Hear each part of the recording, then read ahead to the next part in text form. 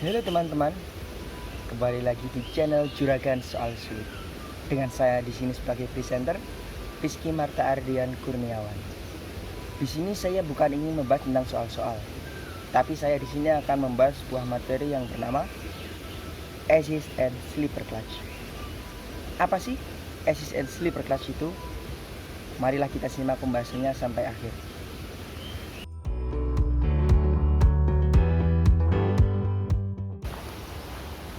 Pasti kalian di sini sudah menunggu, ingin tahu apa itu Assist and Sleeper Clutch.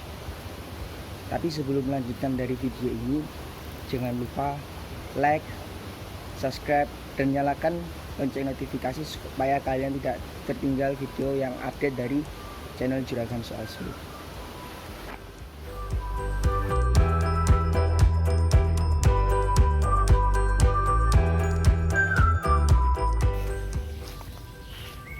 Seiring dengan perkembangan zaman, para produsen-produsen otomotif terus meningkatkan kendaraan yang mereka produksi. Salah satunya adalah kendaraan bertipe 250 cc. Pada kendaraan ini, yang mengalami perkembangan adalah kopling kendaraan mereka, di mana yang dulunya hanya bisa menghubungkan dan memutuskan putaran dari sebuah polos engkol menuju transmisi. Tapi fungsi dari kopling itu ditingkatkan dengan dapat meredam sebuah engine brake yang ada pada kendaraan.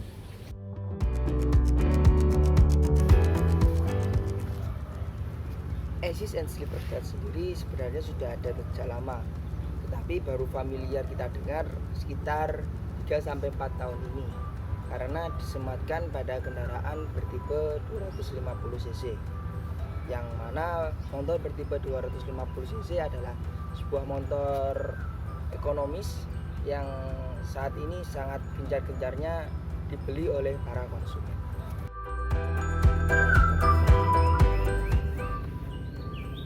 Berkat disematkannya Assist dan juga Sleeper Clutch pada kendaraan 250 cc, banyak konsumen-konsumen yang menyukai karakteristik yang ada pada sebuah mesin 250 cc ini.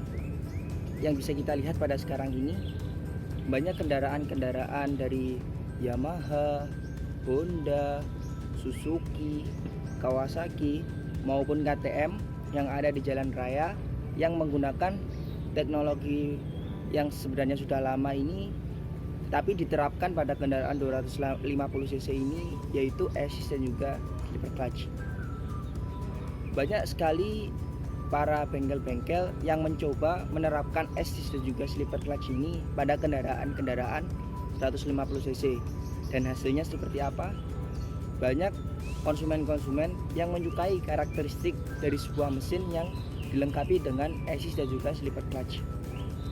Dari sebuah mesin yang dilengkapi dengan Assist dan juga Sleeper Clutch, maka sebuah hentakan yang ada pada engine brake yang diakibatkan pada saat kita selesai dalam kecepatan tinggi, setelah itu kita dihadapkan dengan tikungan. Nah, di dalam tikungan itu kita dipaksa untuk menurunkan kecepatan kita. Nah, tidak mungkin kan kita hanya menggunakan sebuah rem saja, pasti kita menggunakan sebuah engine brake.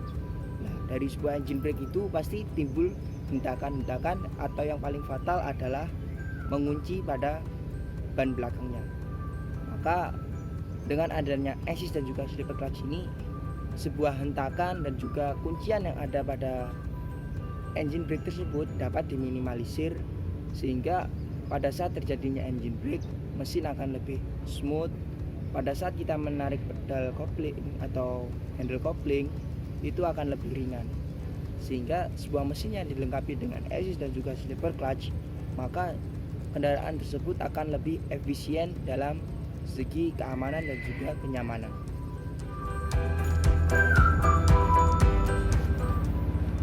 Mari kita simak pembahasan dari Assist dan juga Sleeper Clutch pada kali ini. Apa saja komponen-komponen yang ada pada Assist dan juga Sleeper Clutch ini, dan bagaimana cara Assist dan juga Sleeper Clutch ini meredam hentakan atau kuncian ban pada saat terjadinya engine brake.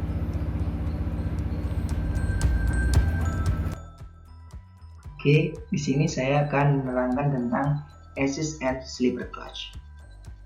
Assist and Slipper Clutch adalah sebuah teknologi yang dikembangkan dari kopling manual biasa pada kendaraan roda 2. Assist and Slipper Clutch sendiri untuk sebagian besar komponennya tidak ada perbedaan dengan kopling manual seperti biasa. Tetapi ada salah satu komponen yang memiliki perbedaan antara Assist and Slipper Clutch dengan kopling manual yang ada. Komponen ini adalah komponen yang berhubungan langsung dengan poros transmisi pada sebuah kendaraan. Pada Assist and Slipper Clutch menggunakan dua komponen langsung untuk menggerakkan poros pada sebuah transmisi ini. Komponen ini adalah assist cam dan juga slipper cam. Tetapi pada kopling manual yang sering kalian temui hanya menggunakan gigi senter untuk menggerakkan poros pada sebuah transmisi. Bisa kita lihat pada gambar kali ini. Pada gambar sebelah kiri adalah sebuah Assist and Slipper Clutch pada tampak luarnya. Pada tampak luar ini, kondisi dari Assist and Slipper Clutch ini tidak ada perbedaan dengan kopling manual seperti biasa. Tetapi pada saat kita meraba dan juga pada saat kita membongkarnya, kita akan tahu bagaimana mekanisme yang ada pada Assist and Slipper Clutch ini. Bisa kita lihat pada gambar kali ini. Pada gambar sebelah kiri saya, di sini ada sebuah kopling yang menggunakan kopling manual seperti biasa yang banyak kita jumpai. Dan gambar sebelah kanan saya ini ada sebuah kopling yang menggunakan assist cam dan juga slipper cam. Pada kendaraan yang menggunakan kopling biasa, untuk menggerakkan pada sebuah poros pada transmisi hanya menggunakan gigi senter yang ada pada gambar kali ini. Ini dia gigi senternya. Tetapi pada sebuah assist and slipper clutch menggunakan assist cam dan juga slipper cam yang terdapat pada sebuah cover ini dan juga cover yang ada pada sebuah sistem kopling ini. Tetap di sini juga ada gas, tetap di sini juga ada plat kopling. Tapi jumlah dari plat kopling sendiri lebih sedikit dari assist and slipper clutch daripada kopling manual seperti biasa. Dan juga jumlah pegasnya pada assist and slipper clutch ada yang bervariasi, ada yang memakai 3 yang paling sedikit dan juga ada yang memakai 5 juga. Nah, di sini kita bisa lihat tampak dari sebuah assist and slipper clutch yang diterapkan pada sebuah kendaraan dan juga kopling manual yang diterapkan pada sebuah kendaraan. Di sini pada tampak luar yang sudah saya jelaskan tadi tidak ada perbedaan yang signifikan. Tetapi pada assist and slipper clutch terdapat perbedaan yang signifikan pada saat kita membongkarnya. Di sini ada assist cam dan juga slipper cam yang tersusun untuk menggerakkan sebuah poros pada sebuah transmisi. Tetap di sini ada gigi sekunder yang berfungsi untuk menerima putaran dari poros engkol dari gigi primer. Di sini ada plat kopling juga.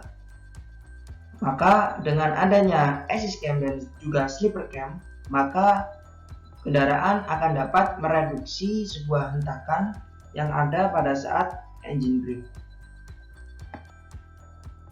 Di sini bisa kita lihat posisi assist cam dan juga slipper cam seporos dengan sebuah poros yang ada pada transmisi.